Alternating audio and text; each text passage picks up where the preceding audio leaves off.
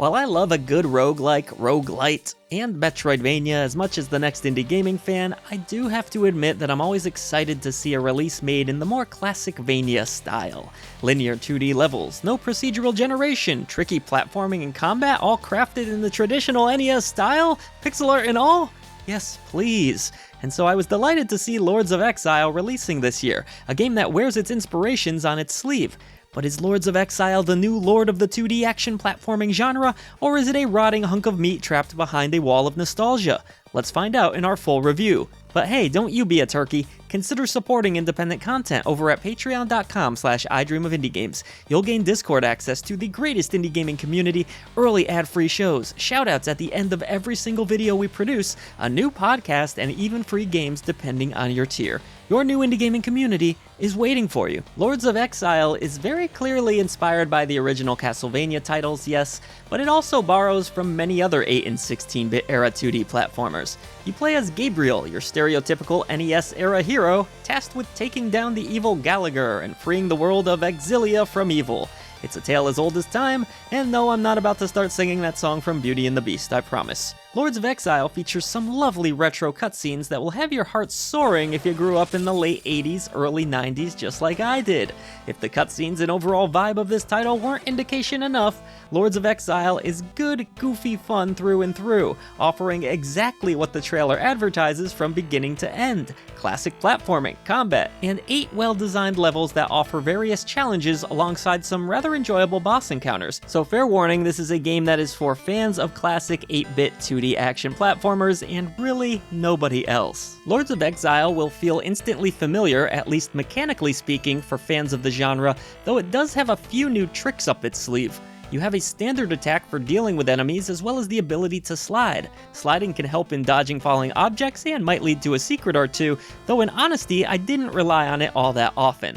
Just as you would expect, there are also secondary weapons that can be acquired, including knives and axes, which are very helpful when it comes to striking enemies from a distance. Players can also look forward to gaining a new ability after defeating each boss in the game. These abilities include everything from a longer sword to a double jump. Sadly, that double jump is perhaps the most important ability you'll acquire, but also the least responsive. Coupled with the fact that Gabriel moves about as fast as the DMV sloth from the movie Zootopia, platforming can feel rather stiff and movement a bit stuck in mud. Gabriel may control like an action figure, but hey, that's retro gaming for you, and the developers have emulated the feel of an NES game rather well, for better or worse. Where Lords of Exile does stand out a bit from its brethren is with its Guardian system. You'll unlock the ability to summon 2 mighty warriors that will shadow you if you have enough, shadow. Once the shadow meter fills up, you may summon and swap between your 2 partners who are each equipped with a unique ability. One of these guardians can bust through otherwise unbreakable blocks, and the other is able to grapple across treacherous pits. It's a neat idea that is well implemented into the gameplay. Another cool touch is the downward slash that became one of my favorite attacks in the game. While airborne, Gabriel can thrust his sword into foes or use it to shatter the ground below him. It's just as cool looking as it sounds, and there's even an upgrade for it later that makes it even more awesome. I also have to give a quick shout out to the Super Mario World-esque climbing sections because they were always a great deal of fun. Players will also collect gold as they play, and they can spend that gold on little shops that are scattered across the different levels. Here you can buy more health or purchase secondary weapons to help you throughout the level. Interesting gameplay elements aside, the real surprise throughout my playthrough was just how easily toppled Lords of Exile was. My first run took under 2 hours to complete, and I never really broke a sweat, to be honest. Even the game's multi-part final boss encounter was a breeze after 2 or 3 tries. Perhaps I've played too many of these games in my years, but I can't help but feel like this one skews a bit on the easier side.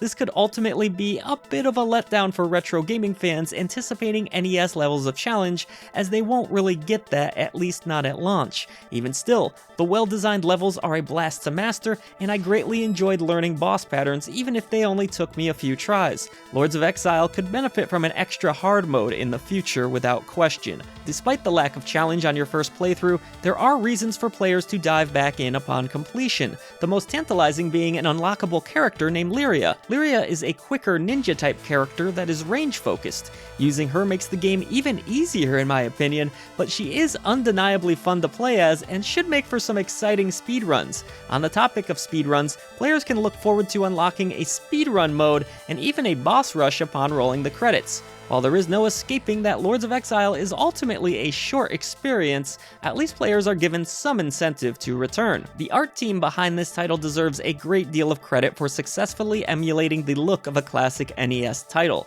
If you didn't know better, you'd think Lords of Exile were running on original NES hardware based on how authentic it looks. I loved everything about the graphical presentation. Excellent creature designs, unique levels, and an energetic soundtrack work magic together. If you weren't a fan of the retro aesthetic of classic Nintendo before, then Lords of Exile probably won't change your mind, but for those that love classic games, it's hard to imagine not falling in love with the presentation as a whole. As far as options go here, really not much to talk about. You can adjust the sound level, the language, that's about it. Toggle VSync on or off. Nothing too in-depth, but it is a retro game, you probably were expecting that. Side note here, we also received a PlayStation copy of this game. It was played on PS5, and originally I wasn't even supposed to review this game, but unfortunately the PlayStation 5 version would crash during the third level repeatedly over and over again. We did reach out for clarification, however, that version was unable to be completed for this review. The Steam version was perfectly fine, we didn't have any bugs or glitches with it. I'm sure this is something that will be taken care of, so I wouldn't worry too much, PlayStation fans, but I just thought I should warn you in case a bug fix isn't out in time for release. For those of you wondering about Steam Deck, it runs and plays beautifully. So if you're in this for the handheld experience and you happen to be a Steam Deck owner, great option here. While a bit easy and light on content, Lords of Exile still comes recommended for fans of the genre. Its wonderful visual and audio design will hit players in the feels and blast them back to the late 80s, early 90s. Gameplay-wise, it feels mostly how you would like it to, with the exception of a janky double jump that wasn't always as responsive as I would have liked. It also has some really great level design, making it a blast to go through.